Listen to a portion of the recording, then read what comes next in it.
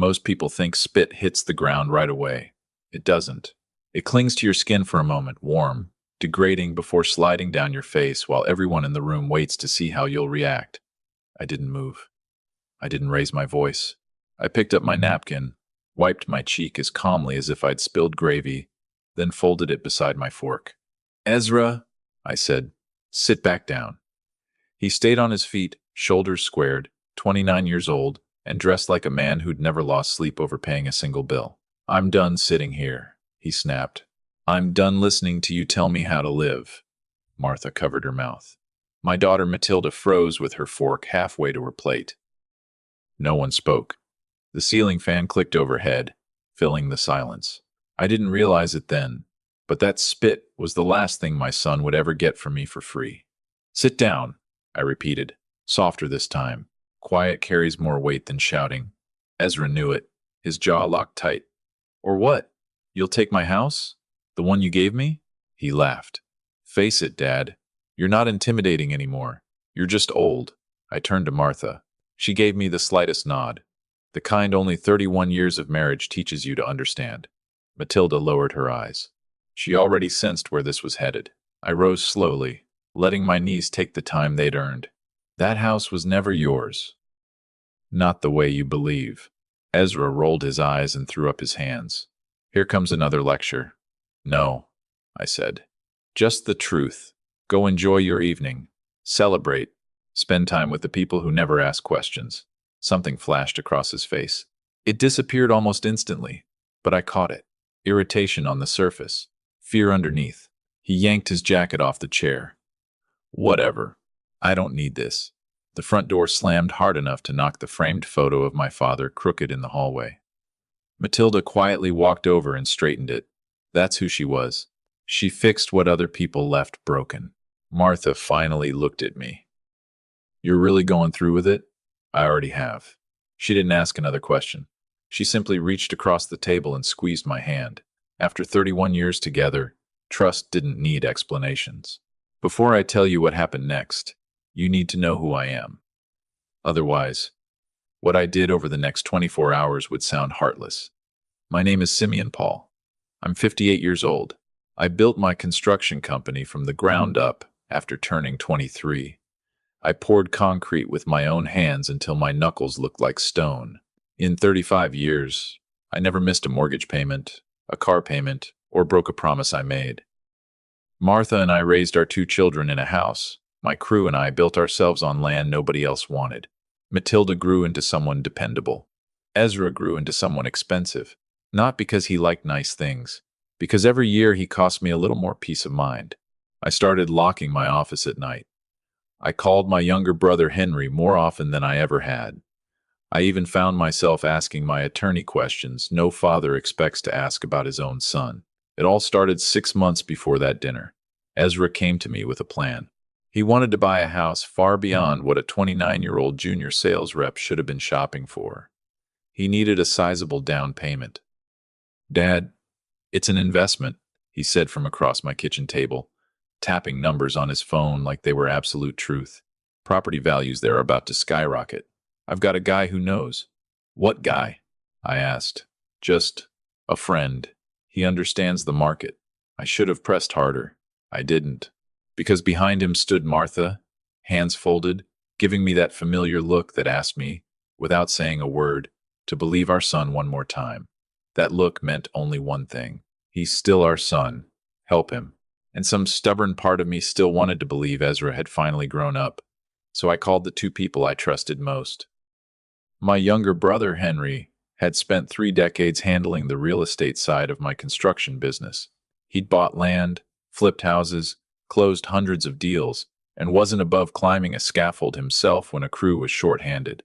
If money could create trouble, Henry had seen it. Then I called our family attorney, Ivory, a woman who'd written every contract Martha and I had signed since before Ezra took his first steps. The 3 of us sat around my kitchen table with the phone on speaker. I'll cover the down payment, I said, but the deed isn't going in Ezra's name. Not until I know who this friend really is. Ivory answered without hesitation. Put the property into a trust. You keep legal ownership. He lives there, uses it, believes it's his, but control stays with you until you decide otherwise. Henry folded his arms, already reading where this was headed. He's going to lose his mind if he finds out. Better angry than bankrupt, he added before I could answer. Lately, your son talks about money like it grows on trees. That settled it. A few days later, while Ezra was at work believing he was closing on his dream home, I signed the trust documents. In his mind, the house belonged to him. On paper, it belonged to me. Ivory drafted everything so carefully that even a good attorney would have to dig deep before spotting the truth.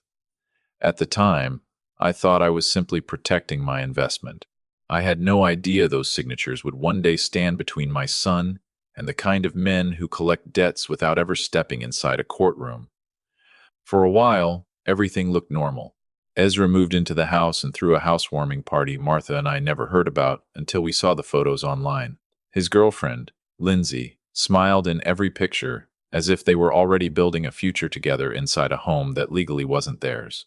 Then the request started. A few $100s to cover something temporary. A little more for an opportunity he couldn't explain. Before long, the requests stopped altogether. Instead, Ezra stopped returning my calls. Oddly enough, that worried me far more than asking for money ever had. Matilda noticed it too. One evening she came by after work, still wearing her scrubs, concern written all over her face. Dad, something's wrong with Ezra. He's nervous all the time. He checks his phone every few minutes like he's expecting bad news. I tried talking to him, I said. He shut me down before I finished the first sentence. She sighed. My brother's never been afraid of anyone. Now he looks terrified. She was right.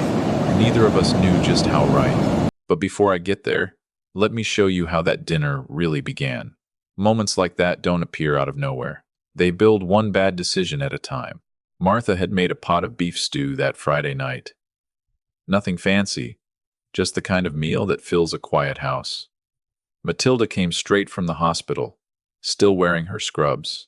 Ezra showed up 20 minutes late, phone glued to his hand, barely looking at any of us as he sat down. Long day? Martha asked, setting a bowl in front of him. Long month, he muttered, eyes still on the screen. You can put the phone away for 10 minutes, I said. It wasn't a warning, just a suggestion. I could, he replied. He didn't. Trying to ease the tension, Matilda smiled. So how's the house? I thought you were replacing the countertops. Had to postpone them, Ezra said. Cash flow issue. Temporary. The phrase caught my attention. I'd heard him say cash flow 3 different times over the past 2 months, and every time it meant another problem. What kind of cash flow issue? I asked. Nothing. It's handled. The same problem as last month or a new one? For the first time all evening, Ezra looked up from his phone. His expression hardened. Why does it matter? It's my money. I held his eyes for a second before answering. Because 2 weeks ago, I asked Ivory to run a title search on that house, and she found a lien against it, one neither of us put there. The room fell silent. Martha's spoon stopped halfway to her lips. Matilda looked back and forth between us, like she was watching a crash she couldn't stop. Ezra stared at me.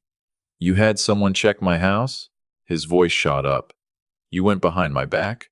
I didn't go behind anyone's back, I said. My name is still on the deed. I have every right to know what's happening to a property I legally own. It's not your property. It's my house. You gave it to me. I shook my head. I never said I gave it to you. I said you could live there. You decided the rest. That's a difference that's about to matter more than you realize. He shoved his chair back, his jaw grinding. So now you're spying on me, treating me like I'm some kid? I'm checking on you because you're acting like one. His face turned crimson. Logic had left the room. You don't know anything about my life. You sit in this house you built decades ago, acting like your way is the only way to make money. Ezra, Martha said softly, it wasn't enough. You want to know about my cash flow? He snapped. Fine. I owe people money. So what? Everybody owes money. How much? I asked. It doesn't matter, he shouted, jumping to his feet so fast the chair screeched across the floor. You don't get to judge me for taking risks. Everything you have came from playing it safe your whole life. Playing it safe kept a roof over your head every day you were growing up, I said. Don't mistake discipline for fear. He grabbed his glass, drained it, and slammed it onto the table. I'm sick of this. Sick of hearing how you're the only person who's ever built anything. Sick of being treated like I'm 16. Sit down, Ezra. I'd said those words 100 times over the years and always gotten the same result. Not this time. He leaned across the table until we were inches apart. I could see the pulse pounding in his temple. Then he spit in my face. That's the moment I told you about. The napkin. The silence. The decision already made. After Ezra stormed out, I sat back down, picked up my fork, and finished my dinner even though it had gone cold. Martha never took her eyes off me. She looked like she was waiting for me to explode. You're really that calm? She asked. I've had 6 months to get calm, I answered. That part's easy. Then what's hard?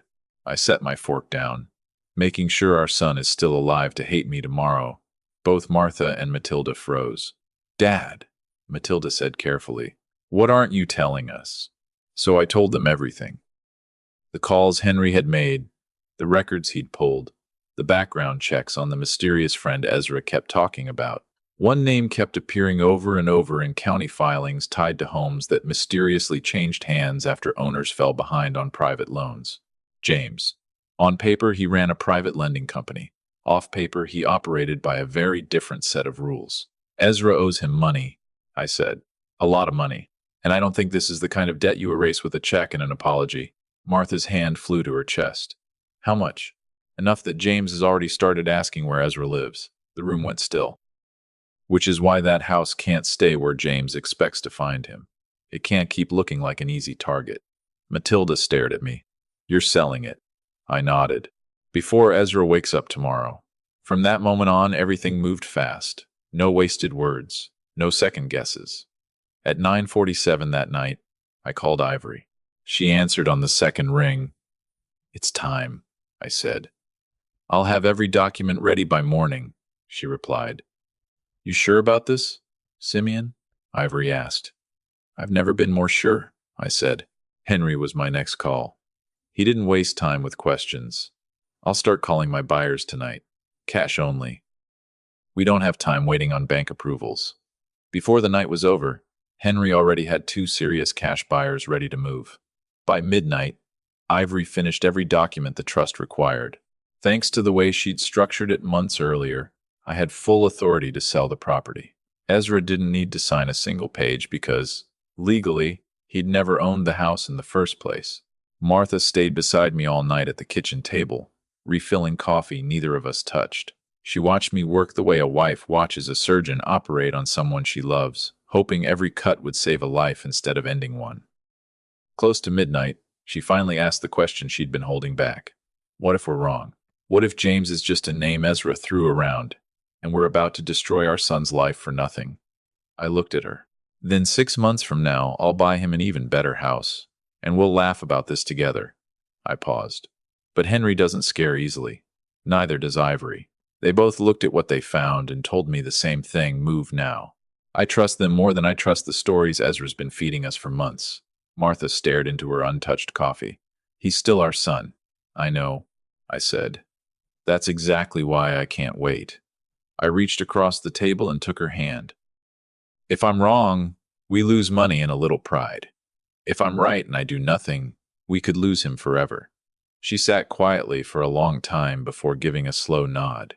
Then do it, but promise me something. When this is over, no matter how ugly it gets you, bring our boy home. I will, I said. One way or another. She looked at me with tired eyes. He's going to hate you.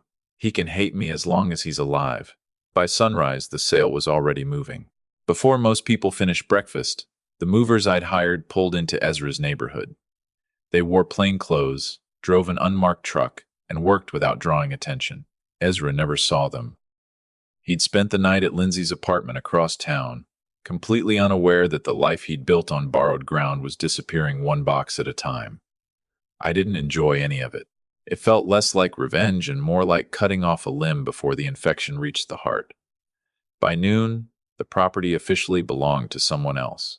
An hour later, every piece of Ezra's life, his furniture, clothes, family photos, and even the oversized neon sign in his office that read "Hustle Harder," was locked inside a storage unit 40 minutes outside the city under my name, not his. Everything I'd paid for had come back to me. Ezra learned the truth that afternoon. He walked up to the front door believing he still lived there. A woman he'd never seen answered instead. My phone rang minutes later. I let it ring twice. Dad. His voice cracked before he finished the word. Dad, what did you do? There's a woman in my house.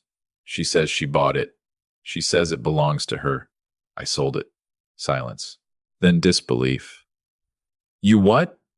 You can't do that. That's my house. No, Ezra, it never was. It has always belonged to me. That's insane. Dad, I need that house. You don't understand. There are people. He stopped himself too late. People like who? I asked.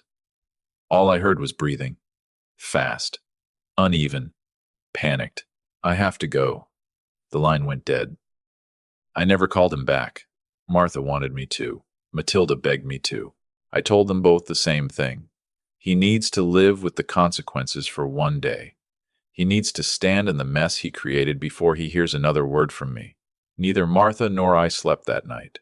We sat in the living room with only a lamp on, both of us looking toward the window every time headlights swept across the house. Near 11 o'clock, Matilda called. Dad, I just talked to Lindsay. She's terrified. 2 large men showed up at her apartment asking for Ezra. They said they weren't leaving until someone told them where he was. That was all the confirmation I needed. James had already sent people looking. The only difference now was that the house they'd expected to find Ezra in was gone. Is Ezra with her? I asked. No, Matilda replied. He left about an hour ago. Lindsay has no idea where he went. I ended the call and looked at Martha. It started. She frowned. What started? The part where Ezra realizes I didn't take everything away to punish him. I took it away so nobody else could. About 40 minutes later, my phone rang again. Unknown number. An area code I didn't recognize. I almost ignored it. Something told me not to. Simeon Paul? The voice was calm. Too calm. The kind of calm that belongs to a man who's never worried about the consequences of his own words. Who's this? You can call me James. I hear you've been asking questions about me. A chill settled in my stomach, but I kept my voice steady. Beside me, Martha went rigid the moment she heard his name. I know enough. Then you know I'm a reasonable businessman, James said. Your son owes me a considerable amount of money. I also understand you sold his house today. Clever move. Clean asset. No legal complications. It was never his house. James chuckled. Details don't interest me, Mr. Paul. The debt isn't attached to a house. It's attached to your son. And when people owe me money, I collect. You'll be paid every legitimate dollar he owes, I said. Through lawyers. Through paperwork. Through the law. But you don't come one step closer to my family. He laughed quietly. I've never threatened your family. My associates simply visited a few places your son spends time. Looking isn't a crime. Sending men to my son's girlfriend's apartment is close enough. Silence. The first real silence since he'd called. You've got nerve, James finally said. Especially for a man cleaning up his son's mistakes. Maybe so, I answered. But he's still my son. I've spent 35 years protecting this family, and I'm not about to stop now. If you want your money, you'll get it the right way. If you want something else. I let the sentence hang for a moment. Then don't mistake a construction contractor for an easy target.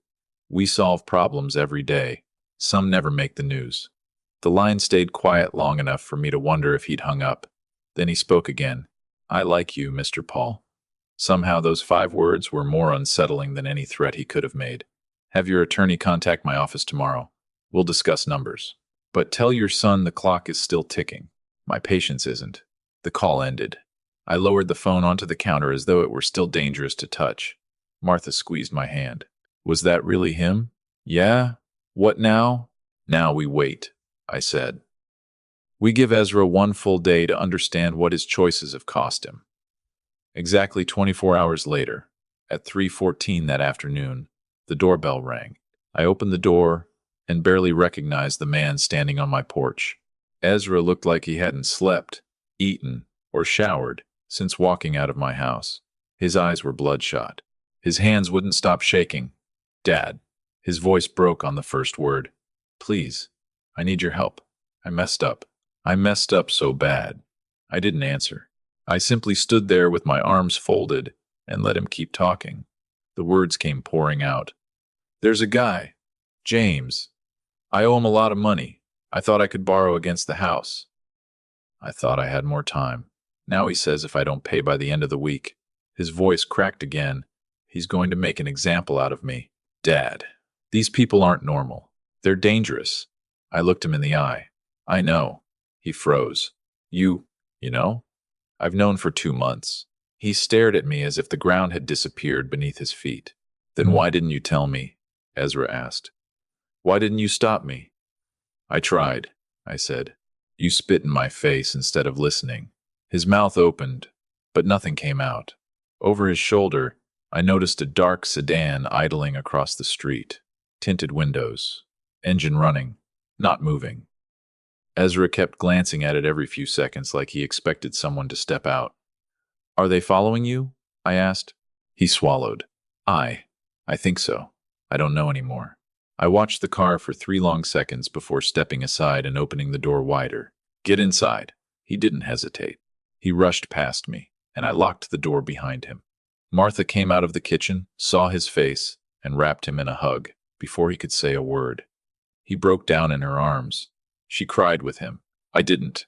I stayed by the window until the sedan finally pulled away. Only then did I turn back. Sit down. Martha let him go, and Ezra lowered himself into the same chair he'd stormed away from the night before. Now you're going to tell me everything? I said. Every dollar, every name, every promise you made to people who don't believe in second chances. For the first time in a long while, my son listened. Start with last night at Lindsay's apartment. Leave nothing out. His hands trembled around the glass of water Martha set in front of him. I was in the bathroom when someone started pounding on the door. Not knocking, pounding. Lindsay answered before I could stop her. 2 men were outside. Big guys. One of them carried a folder like he was delivering paperwork, except he stopped to catch his breath. He wasn't smiling. What did they say? They asked if Ezra Paul lived there. Lindsay said no, said she'd never heard of me. He managed a weak smile. She lied fast. Did they believe her? I don't know. One of them just said, tell Ezra James is done waiting. The number's still the number, and it isn't getting any smaller. Then they walked away. And you? Ezra stared into the table. I climbed out the bathroom window. His voice cracked. 2nd floor? I left Lindsay there by herself, scared to death. I ran like a coward. What happened after? She finally answered one of my calls. She told me to fix this, or stay away from her until I did. She said she wasn't going to spend every night wondering if the next knock on her door was because of me. He looked up, expecting sympathy. He didn't get it. Good, I said. Ezra blinked. Good? Good that you finally understand what your decisions cost other people, not just you. Lindsay, your mother, your sister, me. Debt isn't private when dangerous men come looking for it. Over the next hour, the whole story came out, piece by piece. A coworker had introduced Ezra to what he kept calling a side investment. He borrowed money to get in. The investment collapsed almost immediately. He borrowed again to cover the first loan, then borrowed again to cover the second. Every new loan buried him deeper. James wasn't a banker. He was the kind of lender who never mailed overdue notices. He sent quiet men who waited outside apartment buildings and spoke politely while reminding you exactly how little time you had left. Finally, I asked the question I'd been dreading. How much of the house did you already borrow against? Ezra lowered his head. He never answered. He didn't have to. You tried to mortgage a house you didn't even own, I said slowly. To a man who enforces contracts with fear instead of courts. Tears filled his eyes. I didn't know who James really was when this started. I swear, Dad, I had no idea. You knew enough to hide it from me, I said. You knew enough to spit in my face instead of admitting you were drowning. Ezra lowered his head. This time, he had no excuses. Good. He didn't deserve any. If you're expecting this to be the part where everything suddenly gets forgiven, you're listening to the wrong story. I didn't forgive my son that night. I didn't forgive him the next day either. What I did was get to work. I called Henry. I called Ivory. Then, Through one of Henry's old business contacts who knew people connected to men like James, we found someone willing to act as an intermediary. It cost me more than I ever wanted to spend. Retirement savings. Money Martha and I had put away over 35 years. Money I'd hoped would someday help Matilda if she ever needed it. None of it should have ended up anywhere near a man like James. 2 days later, Ivory called. I spoke with James's representatives this morning, she said. They're willing to settle. How? One payment. No installments. No negotiations after that. Of course, men like James don't build businesses on patience. They build them on finality. How much? She gave me the number. I sat there with the phone against my ear, staring out my office window for what felt like forever. Finally, I said, "Do it. Simeon. That's almost everything you've saved for retirement. I know. We could involve the police. Seek protection. Let the courts handle it." "And how long will that take?" I asked. "Weeks? Months? You think men like James wait for court dates?" She was quiet. "No." "Then we don't give him another reason to come looking." I took a slow breath. "Wire the money. But before a single dollar moves, I want a signed, notarized agreement stating the debt is satisfied in full. No future claims against my son, Lindsay, or anyone carrying my last name. You'll have it before the day's over." She kept her word. That evening she called back with 3 words I hadn't realized I needed to hear. "It's over, Simeon." "You're certain?" "Signed. Notarized. Verified by someone who's dealt with James before. He doesn't reopen settled accounts. It hurts his reputation." I thanked her, hung up, and sat alone in my office. For the first time in days, I could breathe. But relief has a strange feeling when it costs almost everything you've spent a lifetime building. The money was gone. The danger was gone too. The black sedans stopped circling. The strange phone calls stopped. Nobody knocked on Lindsay's door again. But paying the debt didn't erase what caused it. 3 days later, I sat Ezra down. The panic had faded from his face, replaced by the kind of relief that makes people think the worst is behind them. He was wrong. "You're going to work," I said. "Every dollar I paid to keep you alive, you're paying back." His eyes widened. "Dad, not as a favor, as a debt, a legal one, with interest. You'll sign the agreement in front of Ivory so neither of us forgets what you owe." I'm not finished." I held his gaze. "The house is gone. You're not getting it back. Not this year. Maybe not ever. You'll move into the apartment above the equipment shop. You'll pay rent like everyone else. Starting Monday, you'll report to Henry. You won't be managing anything. You'll be learning from the ground up, the same way I did. You earn every paycheck, every ounce of trust." Ezra stared at me. That's a punishment." "No," I said. "It's a chance to rebuild. Those aren't the same thing." He turned toward Martha, hoping she'd rescue him the way she had so many times before. She looked at him with tears in her eyes and all the love a mother could carry, but she never argued with me. "Your father saved your life," she said quietly. "Don't make the mistake of believing you're the victim here." Matilda remained silent.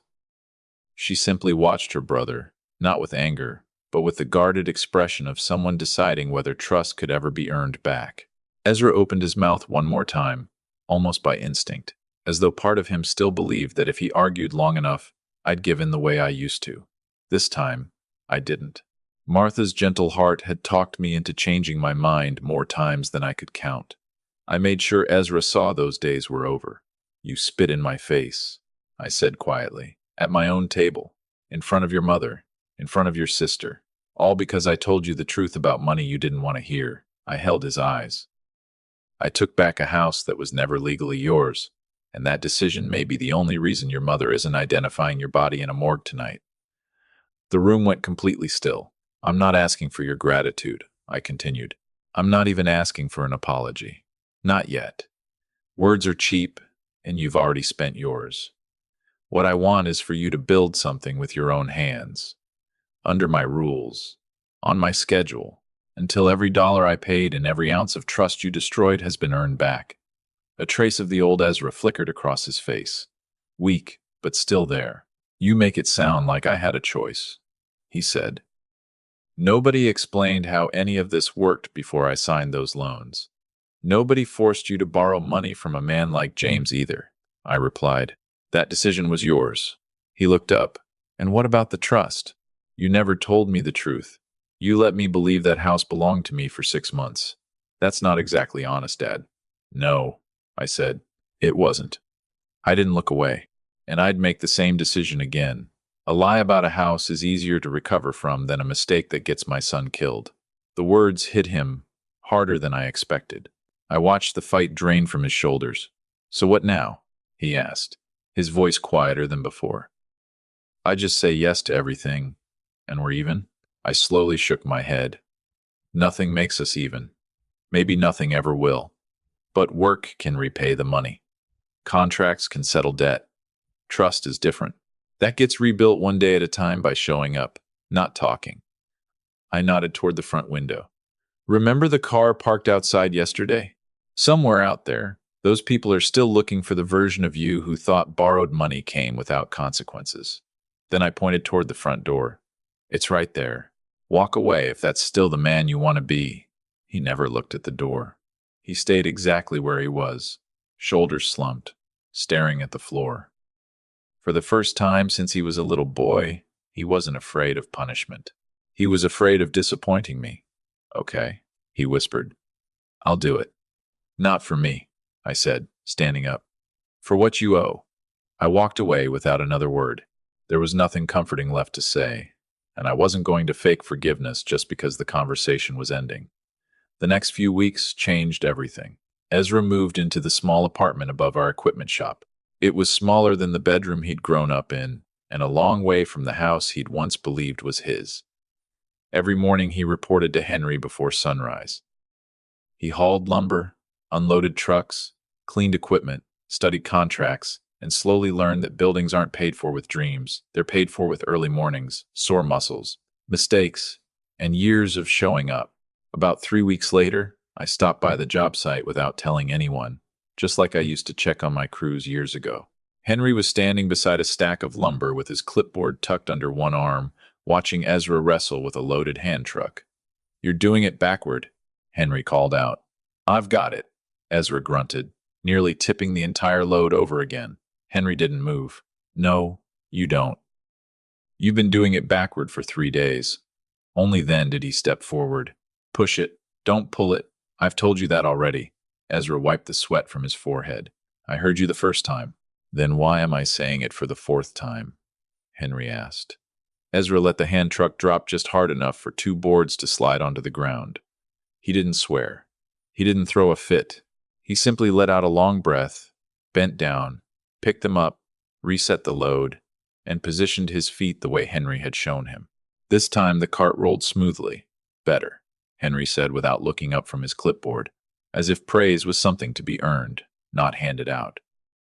I stayed hidden behind a stack of drywall, watching my son do something I hadn't seen in years. He failed, and tried again without making excuses. Henry spotted me a few minutes later as he headed toward the supply truck. You checking on him, or checking on me? He asked. Both. Henry glanced over at Ezra before lowering his voice. Kid's not naturally gifted. He's slow, soft hands. But he shows up early, stays late, and he doesn't argue anymore. That's new. Does he still ask about the debt? Every Friday. He keeps his own ledger now, runs the numbers twice before he asks me to check them. Henry shrugged. A man who double-checks his math has finally learned what mistakes cost. I nodded. That's progress. Ezra noticed me standing near the drywall. For a split second, I saw the old habit rise in him, the smart remark, the defensive grin, the need to prove something. Then it disappeared. Afternoon, Dad, he said, wiping sawdust off his jeans. Come to see me mess up? No, I answered. I came to see whether you'd get back up after you did. The corner of his mouth twitched, almost a smile. He's been getting back up, Henry said as he climbed into the truck. Every single time. That was enough for me. I left without saying anything else. I hadn't come looking for a miracle. I came looking for effort, and effort was finally there, one load of lumber at a time. Lindsay stayed for a little while after everything happened, but not for long. It turned out she loved the lifestyle more than the man. Once the house, the money, and the image disappeared, so did she. Ezra accepted it without chasing her.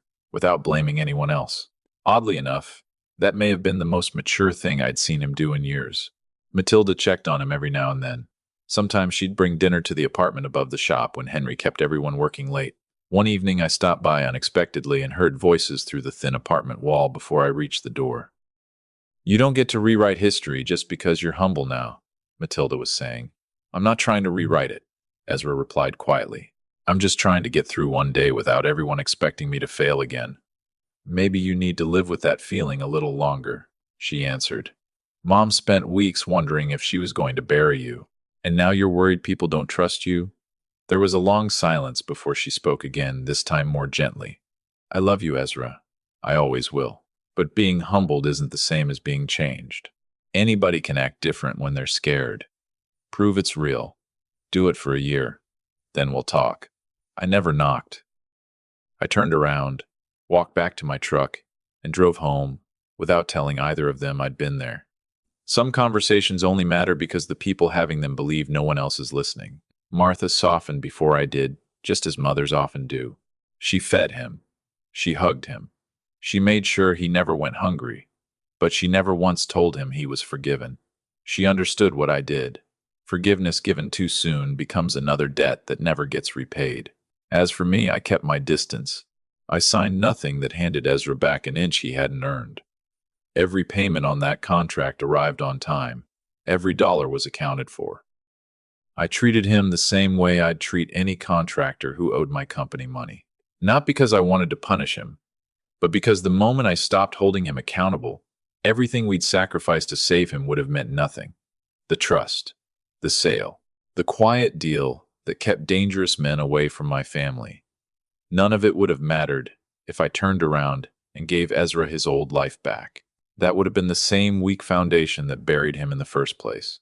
6 months later, he walked into my office carrying a plain envelope. "First month's profit," he said. Henry had finally trusted him to manage a small renovation project. Every decision still required approval, but the work had been his. "This goes toward the debt." I opened the envelope and counted every dollar in front of him, the same way I'd count any payment that came across my desk. Trust doesn't come back because someone says they're sorry.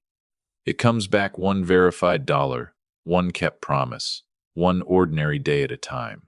I looked up. It's all here. I know. For the first time since that dinner, since the spit, the lies, and everything that followed, Ezra looked me straight in the eye. No excuses. No self-pity. No expectation that I'd make things easier because he was my son. I didn't hug him. I didn't tell him I was proud. I slipped the envelope into my desk drawer and said, "Same time next month."